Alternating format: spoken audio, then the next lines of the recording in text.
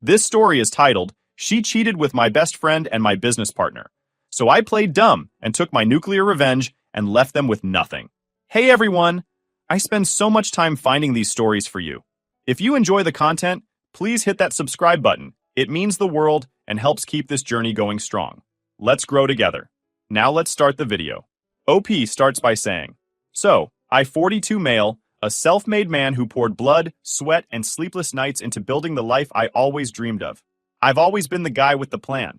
Every move I make is calculated, every risk measured. I've built my business, my family, and my reputation with my own two hands, and I took pride in being the guy who had it all together. My wife, Lisa, and I met 15 years ago. She was the kind of woman who could light up a room with her smile. She was charming, witty, and supportive. Or so I believed. When we married, I thought I hit the jackpot. Then there was John, my best friend since college. We were partners in crime, the dynamic duo. John was the guy I could count on to have my back, in business and in life. Together, John and I built a multi-million-dollar business. I handled the vision and the big deals, while he managed operations. We worked seamlessly together, and I trusted him like a brother. Life wasn't perfect, but it was damn close. But cracks started to appear. Lisa had been distant for months, giving vague excuses for late nights and sudden shopping sprees. I brushed it off at first. I mean, everyone has off days, right? Then, there was the time she came home wearing a diamond bracelet she claimed was on sale. Call it intuition, call it paranoia, but something about her story didn't sit right. Meanwhile, John started acting different. Meetings became less frequent, and his enthusiasm waned. He seemed distracted, constantly checking his phone during conversations. But I chalked it up to stress. Running a business is no walk in the park, and I figured he just needed some space. Still, there was this gnawing feeling in my gut that I couldn't ignore. My two most trusted people were acting off, and I couldn't shake the sense that something was happening behind my back. Then, it happened. One day, I was walking past Lisa's car in the driveway, and an idea struck me. A recorder. Not my proudest moment, but I needed answers. I slipped it under the driver's seat, fully expecting to find nothing more than harmless chatter. Boy, was I wrong. A few days later, I retrieved the recorder and pressed play. At first, it was just normal. Everyday conversations, calls with her sister, a chat with a friend about some new yoga class. But then I heard his voice. John. The two of them were talking. About me. Henry is so controlling, Lisa complained, her voice dripping with frustration. He acts like he's the king of the world, and I'm just supposed to be grateful to live in his kingdom. I get it, John replied. He doesn't listen, does he? He's always so focused on work, on being the best. It's like he doesn't even see you anymore. I know, right? Sometimes I wonder what it would have been like if I'd ended up with someone like you. I froze. My heart was pounding so hard I thought it might burst out of my chest. My wife, and my best friend were talking about me like I was some clueless tyrant. And John, the man I trusted with my life, he was feeding into it, planting seeds of doubt. They didn't outright say they were having an affair, but the undertone was clear. There was something between them. Something that had no place in my marriage or my friendship, and they thought I was too blind to notice. At that moment, something in me shifted. I wasn't just hurt, I was furious. These two people, the closest to me, were conspiring behind my back. They thought they could get away with it, but they underestimated me. Big mistake. Ikra Sashna. Betrayal isn't a single moment. It's a slow burn that eats away at you. After hearing that recording, I sat in my home office, stunned. The betrayal from both Lisa and John hit me like a gut punch. I replayed the conversation a dozen times, dissecting every word. The more I listened, the more layers of their deceit became clear. I tried to reason with myself.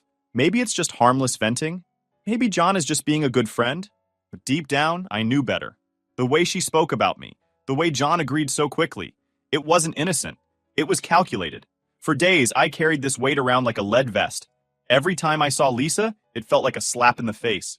She'd kiss me goodbye in the morning, act like the doting wife, and all I could think about was how she had confided in John. The thought of John made my blood boil. This was the guy who had celebrated my biggest wins with me, stood next to me at my wedding, and now he was, what? Undermining me? Poaching my wife emotionally, or worse? I didn't confront them right away. I wasn't ready. Instead, I observed. And let me tell you, once you're suspicious, you start seeing things you didn't notice before. Lisa had developed a habit of leaving the house for vague reasons. Yoga, errands, meeting friends. I'd never questioned it before, but now every excuse felt like a lie. One evening, she came home late, claiming she'd been at a wine tasting with her sister. She smelled like perfume, not wine. My gut told me something wasn't right, but I kept my mouth shut. John started avoiding me. Meetings that used to last hours were suddenly cut short. He dodged phone calls and emails, claiming he was overwhelmed with work. The excuses were weak. This was the guy who used to thrive under pressure, the guy who could close a deal with his eyes closed. Now, he couldn't even look me in the eye. The breaking point came when Lisa mentioned a business trip John was taking. John said he's heading to Chicago next week for some big client meeting, she mentioned casually over dinner. My fork froze mid-air. John hadn't said a word about this trip to me. As his business partner, I should have been the first to know. That was the moment I knew something deeper was going on. The coincidences were stacking up, and I wasn't about to let them bury me under their lies. I decided it was time to act. I'm a meticulous guy. It's how I built my business. So, I approached this betrayal the same way I would tackle a hostile takeover, strategically. I started documenting everything. I combed through Lisa's credit card statements and found a series of charges that didn't add up. Hotel stays, high-end restaurants, spa treatments she never mentioned. Then, I turned my attention to John. I started paying closer attention to his work habits, or lack thereof. I noticed he was neglecting key accounts and failing to follow through on deals. It was as if he'd checked out entirely. I also began quietly asking around, reaching out to mutual friends and colleagues to gauge his behavior. The feedback was unanimous. Something was off with John. The pièce de resistance came when I managed to retrieve deleted messages from Lisa's phone. Don't ask me how. It wasn't exactly legal, but desperate times call for desperate measures. The text confirmed my worst fears. There were flirty messages from John, late-night exchanges filled with inside jokes, and even a reference to a special weekend they'd shared. I wanted to throw her phone across the room, but I kept my composure. If I confronted her now, I'd be acting on raw emotion. I needed a plan, a way to ensure that neither Lisa nor John could weasel out of this. I wasn't just going to confront them. I was going to dismantle their little charade piece by piece. One night, as Lisa slept beside me, I stared at the ceiling, my mind racing. I realized something crucial. This wasn't just about the betrayal. It was about power. Lisa and John thought they had the upper hand. They thought they could play me, use me, and keep me in the dark. But they underestimated me. They didn't see the storm brewing beneath the surface. I decided I wouldn't just confront them. I would destroy them. This wasn't just about revenge.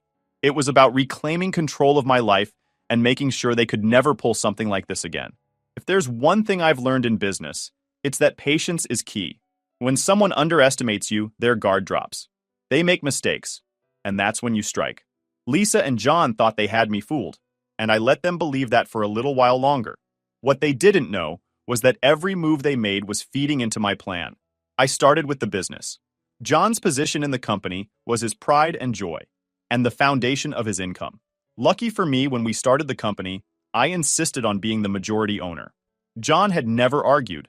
After all, I was the one who took the initial financial risks. Now, that decision was about to pay off. I began quietly cutting him out. First, I started rerouting deals to myself and key team members I trusted. I reached out to clients directly, building stronger relationships and ensuring that John's involvement became irrelevant. Next, I initiated an audit, under the guise of streamlining operations, to uncover any discrepancies in the accounts John managed.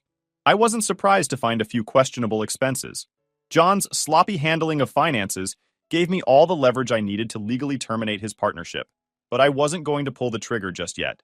Timing was everything, and I wanted him to feel secure before yanking the rug out from under him. Dealing with Lisa was trickier. I couldn't just confront her with the texts and recordings. I needed her to dig her own grave. So I started playing the role of the clueless, devoted husband.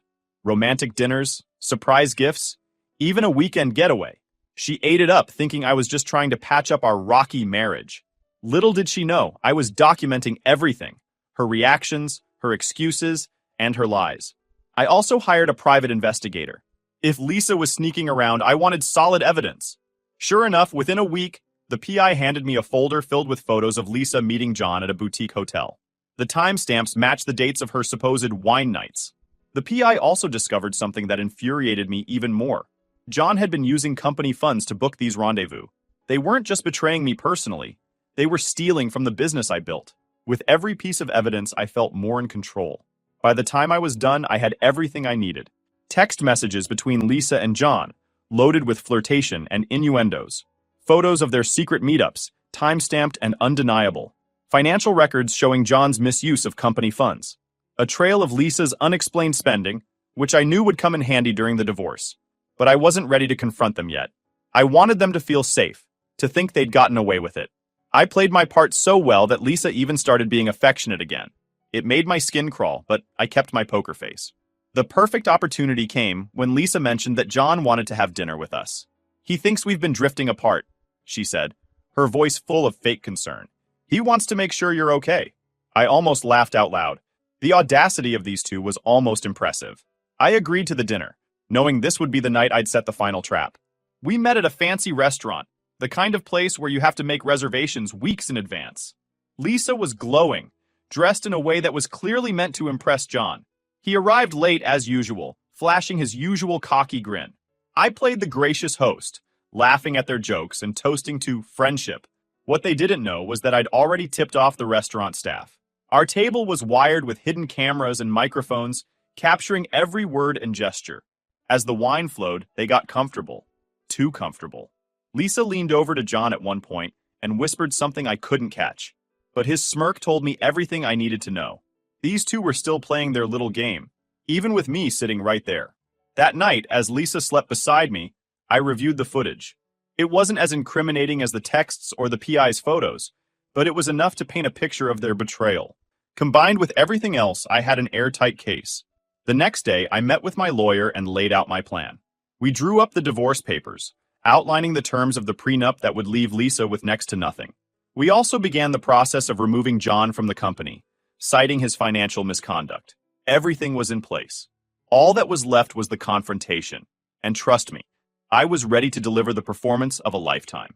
The day of reckoning arrived, and I was ready. Every detail was planned, every piece of evidence meticulously laid out. This wasn't just about confronting Lisa and John, it was about making them realize the full weight of their betrayal. I wasn't just going to expose them, I was going to dismantle the comfortable lives they had built on the foundation of my trust. I invited John over under the pretense of a business meeting. Lisa was already home, lounging in the living room, completely unaware that the walls were closing in. John showed up dressed to impress, his confidence as irritating as ever. He greeted Lisa warmly, too warmly, and gave me a firm handshake, the kind meant to show camaraderie. "Big things happening, huh?"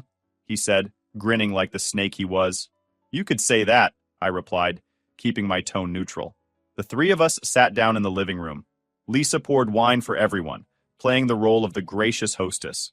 John launched into some small talk about potential clients, oblivious to the storm brewing around him. I let him talk, nodding along as if I was interested, but inside, I was counting down the seconds until I could drop the hammer. "John," I said finally, cutting him off mid-sentence, "do you know why I asked you here today?" He blinked, caught off guard. To talk about the new contracts?" I leaned back in my chair, studying him. "Number, I brought you here because I think it's time we had an honest conversation about business and about personal matters." Lisa shifted uncomfortably, her eyes darting between us. "What's this about, Henry?" I ignored her, keeping my gaze fixed on John. "You've been lying to me, John. Both of you have." The color drained from his face. "What are you talking about?" "Oh, don't play dumb," I said, my voice cold. "You think I don't know about the two of you? The texts, the secret meetings, the hotel rooms? You've been betraying me, John, both as a business partner and as a friend." Lisa's wine glass slipped from her hand, shattering on the floor. "Henry, wait! I can explain." "No!" I snapped, cutting her off. "You've done enough talking. Now it's my turn." I reached for the folder I had prepared, pulling out the first piece of evidence, the text messages. I tossed the printed screenshots onto the coffee table. "Recognize these, Lisa? John? These are your little late-night conversations. The ones where you talk about how controlling I am, how much better life would be without me." John's hands trembled as he reached for the papers. This isn't what it looks like." "Oh, it's exactly what it looks like," I interrupted. "But if you need more proof, let me jog your memory." I pulled out the photos from the private investigator and threw them down.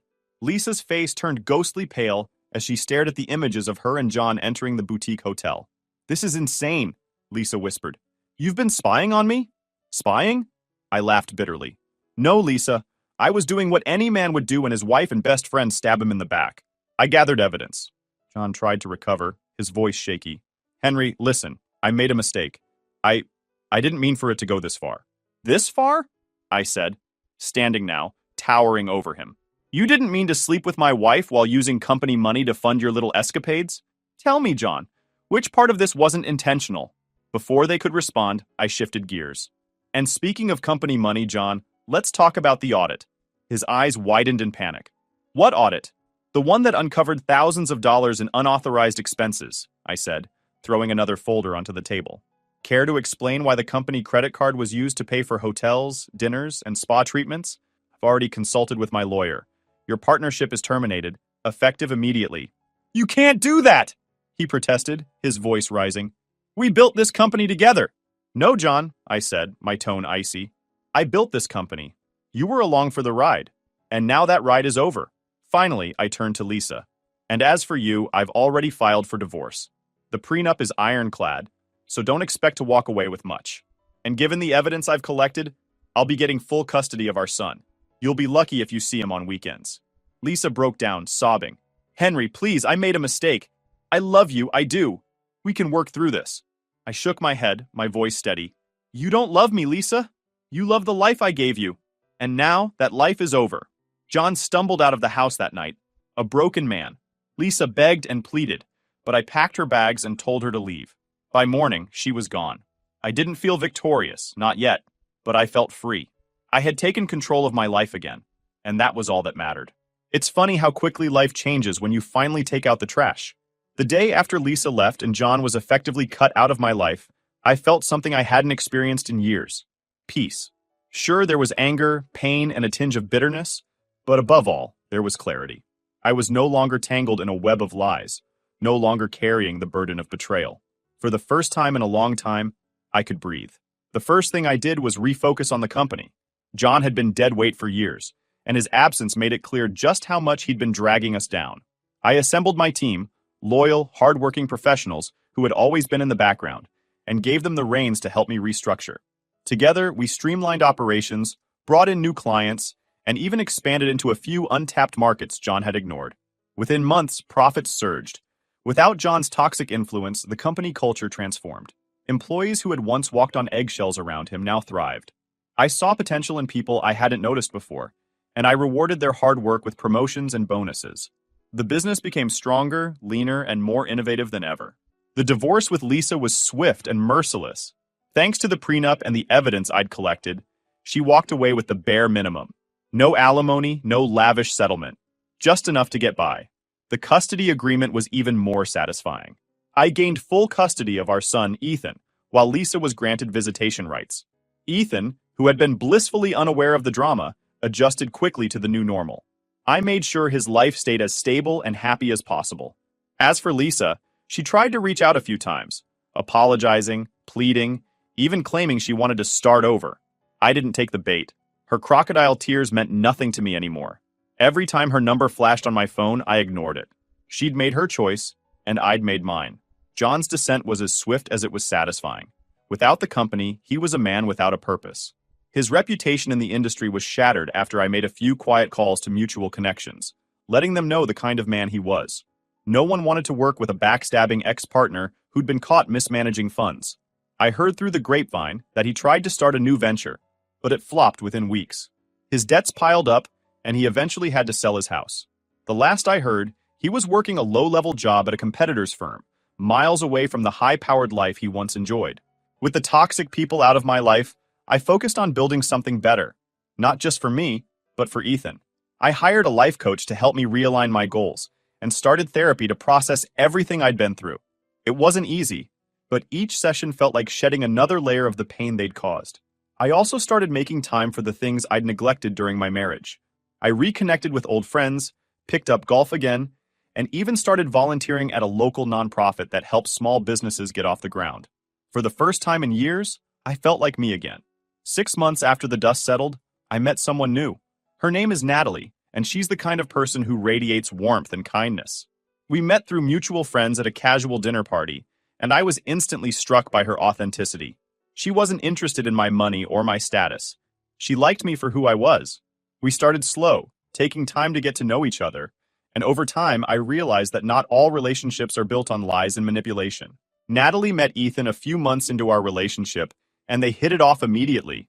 Watching them bond was a reminder that life, no matter how messy, has a way of surprising you when you least expect it. Looking back, I'm grateful for what happened. Not for the betrayal, that still stings, but for the wake-up call it gave me. I learned that you can't control what others do, but you can control how you respond. Lisa and John tried to break me, but they underestimated my resilience. I didn't just survive their betrayal, I thrived because of it. Now, my life is mine again. My business is booming, my son is happy, and I've found someone who truly values me. Revenge might have been sweet, but the real victory was reclaiming my peace and proving to myself that no matter how bad things get, you can always rise above. Lisa and John's lives continued to unravel. Lisa moved in with her sister, struggling to find a job that matched the lifestyle she once had. John, still floundering, occasionally tried to contact me, sending emails filled with hollow apologies. I never replied. As for me, I'm thriving. Revenge might have been the spark, but rebuilding my life was the fire that kept me going. And now, every day feels like a reminder that letting go of toxic people is the greatest power move of all.